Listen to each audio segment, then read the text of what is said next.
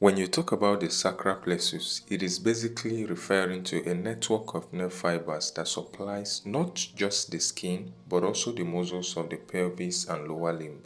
This network of nerve is found on the surface of the posterior pelvic wall, anterior to the piriformis muscle.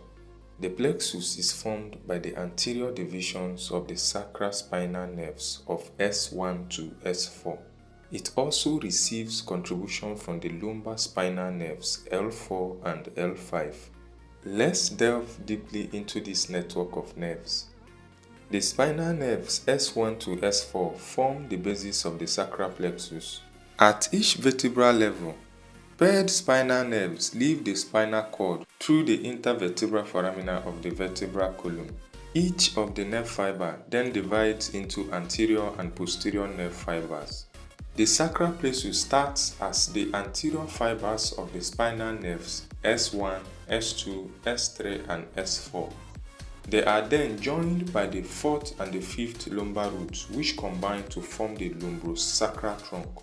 This lumbosacral trunk then descends into the pelvis to meet the sacral root as they emerge from the spinal cord.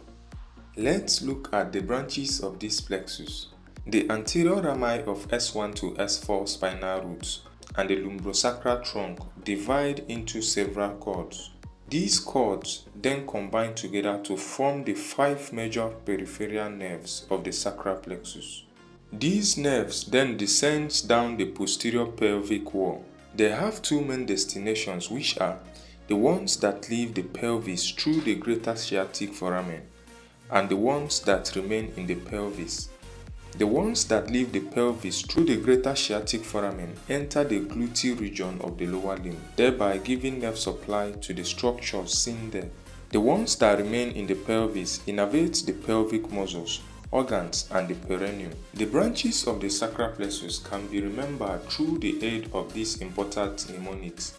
Some Indian sellers pay properly, where some stands for superior gluteal nerve. Indian stands for inferior gluteal nerve. Seller stands for sciatic nerve. Pay stands for posterior cutaneous nerve of the thigh, while properly stands for pudendal nerve. Let's take these branches of the sacral plexus one after the other. We will start with the superior gluteal nerve.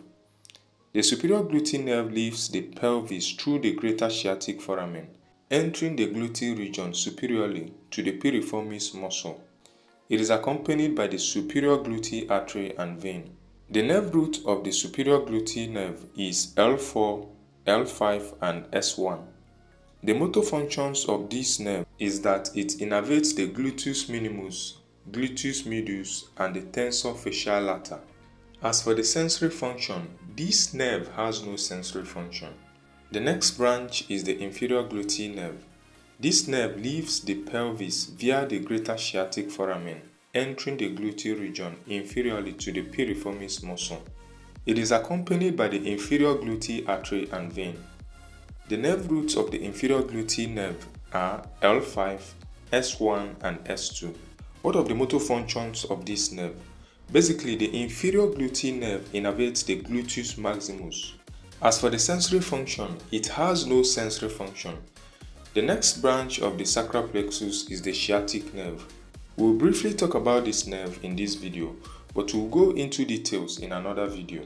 The sciatic nerve is the largest nerve in the human body that has 2 main branches, which are the tibia and the common fibular portion.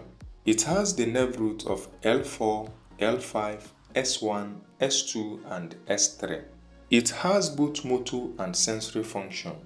The motor functions are: the tibial branch innervates the muscles in the posterior compartment of the thigh, apart from the short head of the biceps femoris. It also gives nerve supply to the hamstring compartment of the adductor magnus. The tibial portion also innervates all the muscles in the posterior compartment of the leg and sole of the feet. The common fibular portion innervates the short head of the biceps femoris, all muscles of the anterior and the lateral compartment of the leg, and the extensor digitorum brevis. As for the sensory functions, the tibial portion supplies the skin of the posterior lateral leg, lateral foot, and the sole of the foot.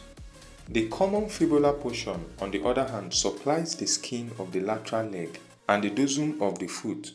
In our next video, we will look at the remaining two branches, which are the posterior femoral cutaneous nerve and the pudendal nerve, as well as other branches. We will also look at some of the important clinical relevance associated with the sacral plexus. Please don't forget to subscribe and share.